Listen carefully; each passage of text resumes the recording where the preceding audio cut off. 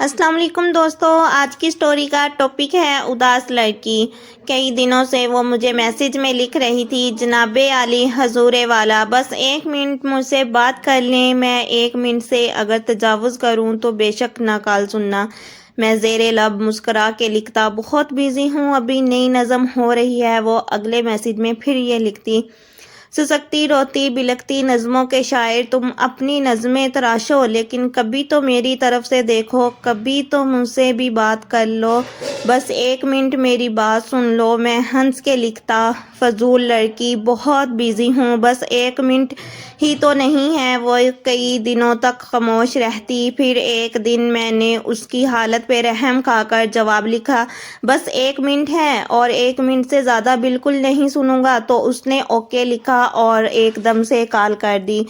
میں کال پک کر کے چپ کھڑا تھا۔ وہ گہرا لمبا سانس لے کر اداس لہجے میں بولی، سر جی میں جانتی ہوں کہ 1 منٹ ہے اور 1 منٹ میں اپنے اندر کی ساری باتیں کسی بھی صورت نہ کہہ سکوں گی۔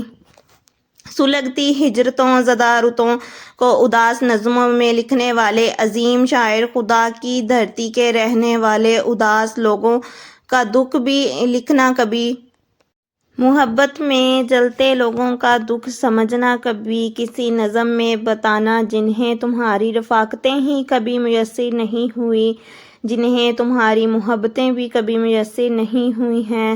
تبھی جو محرومیوں کے موسم بہت ستائیں تو کیا کریں وہ، کبھی جو تنہائیوں کی شامیں بہت رلائیں تو کیا کریں وہ۔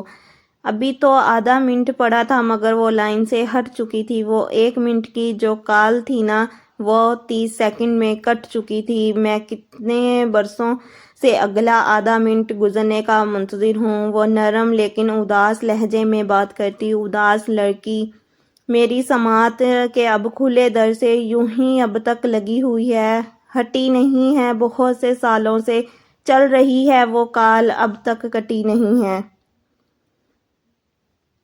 سٹوری اچھی لگے جلدی سے لائک کر دیں، چینل کو سبسکرائب کر دیں اور بیل آئیکن کے بٹن پہ کلک کر دیں تاکہ ہر آنے والی ویڈیو کا نوٹیفیکیشن آپ کو مل